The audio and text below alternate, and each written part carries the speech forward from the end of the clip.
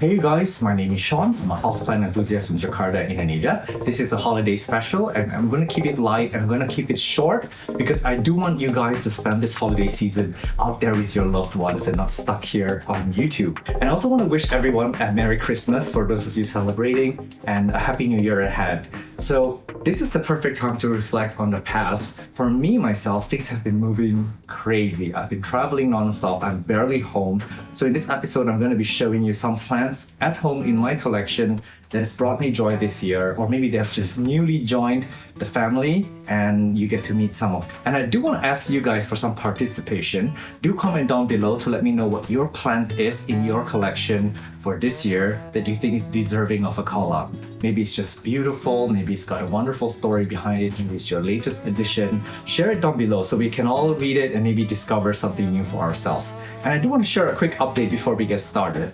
There's nothing wrong with your screen. I do have a nose piercing now. It's been on my mind for a long time. It just felt like something I'm missing and something that I'm really into. I know that some of you, in fact most of you, will find it repulsive and gross, but keep those mean comments out.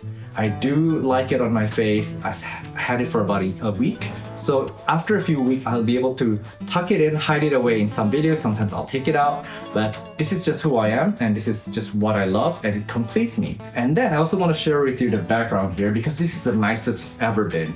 First of all, I had a lot of guests come in from the international plant community for the Floy Indonesian plant exhibition. So I took a few days to kind of spruce it up last minute to make sure it looks kind of good. So I'm going to show you what that looks like quickly. And then also back there behind the camera now, there's a shelf that I've installed and a lot of my VIP plants live there. So this is kind of a semi-outdoor, but it's got indoor lighting, it's got supplementary lighting, and it kind of looks good for where I am. I'm looking at it right now. Okay, so I have to resort to a voiceover because the original audio was choppy. I guess I didn't push the mic cable all the way in during recording. So if you found some inconsistency between the audio and also the graphic, this is why. But the first group of plants I want to talk about are these beautiful variegated Alocasias. They were actually gifted to me by Variegated Zone from Thailand. They were doing a plant show at Floy in Indonesia. So when I was leaving the grounds, they just put a bag in my hand and inside were these precious beautiful baby Alocasias. They are nearly impossible to source in Indonesia because no one really grows them or creates them here. Some of them were discovered in tissue culture, and we will have an episode here maybe sometime in May or June of next year. For example, this here is the Alocasia cuprea. Baby, I thought it would take me about 10 years of waiting or saving to get one of these because they're so incredibly expensive. So they were transported in these inverted plastic cups to retain maybe 99% humidity so that they will thrive in there. But over time, I will slowly introduce them to the outside environment, and then I will slowly remove the plastic wrapping as well and add some slow release fertilizer and also slow release pesticide, because these Alocasias are all prone to spider mite. The next plant here, this is the Alocasia Azlani aurea, and I have a feeling this will grow beautifully. It looks like it's got a bit of a pink vein action going on. I'm really flabbergasted by this generosity. Actually, a lot of people have offered to give me free plants whenever I visit their nurseries, but I usually say no, not because of anything, but it's just the kind of person that I am. I'm more of a giver than a taker. It's more likely that I would give gifts rather than receiving them. So thank you for those who offered to give me plants before, but again, I usually feel bad about receiving them and I would normally politely say no. But in this case, I said yes. And I'm really happy to have these growing in my collection. So you will probably see these in future plant tours or maybe in our filming background. The next plant is this Bohia Orolia. I believe it's a Thai plant, but it was gifted to me recently from the Philippines. It is known for its beautiful bronze leaves as it matures, and the new leaves open up like a taco, which is really cute. At the back of the leaves, there are these bronze threads that seem to have a hand embroidered effect on the leaves. I used to work in fashion, so this kind of detailing in a plant is really fascinating to me. As it was sent to me almost bare root, I put this in my potting medium and tented it in a clear plastic bag to seal in humidity for about a week. And now it seemed to have acclimatized well and rooted well into the media. Now this can grow into a small tree, so I'm giving it to my mom in her new home. Now the next plant is this Liola matanensis mapu from Borneo. Now bear with me, there's a bit of a story behind this. So I originally got a tiny plant from Kartal Daun. It was a gift, so thank you so much for gifting me the plant. But it died very quickly because I let it dry out too much. Now this plant does not want to dry out completely. It has to be in relatively moist soil, and it likes acidic soil. And Mia, who's the daughter of the late Sir Greg Hambali, is taken over the family business, and she has a few of these in stock.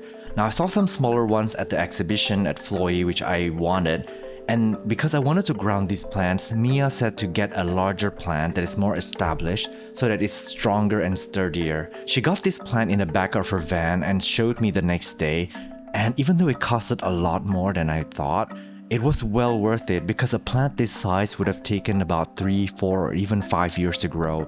These guys are extremely slow growers.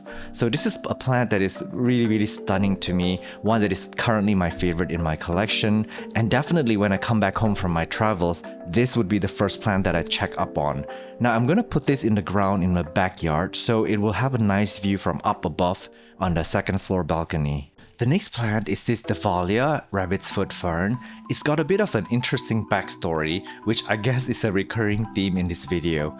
A few days ago, Icha from Eskau Garden was visiting my garden with a bunch of Taiwanese friends because they're here for an international plant show, Floy. Now, as she stood next to this plant, I suddenly realized that I had actually purchased this from her years ago, very early in my plant journey. It was at an Indonesian plant exhibition, and my mom was with me at the time. It was my mom that actually pointed out this fern because she really adored it, and she urged me to get it. Over the years, this fern has died back so many times, but as soon as I adjusted the care, it popped right back into life. Now you can see how beautiful and lush this one is currently. Now I've tried making propagation videos for this fern, but I failed over and over again, despite the fact that many fern experts tell me that it's actually an easy fern to propagate. Looking back, I really appreciate how far my plant journey has come and how important Icha was to the plant community as a whole, because she's one of the best Indonesian sellers and a wonderful plant lady who exudes passion and love for a wide diversity of plants. The fifth plant would be this Philodendron patriciae. I got it from Ecuagenera I think 3 years ago, but most of their shipment came in bad. So I basically saved this from root rot. But the good thing about that is now I have two. So there's another one over here, one of its twin, another cutting, and they look so good on this wall. So I really enjoyed rescuing plants. So I'm really grateful for Ecuagenera in that sense. A few of the shipment that they sent last time were problematic, and not to their fault. The customs in Indonesia were being very difficult. So I'm glad to rescue this, and now I have two because I bought just the one before.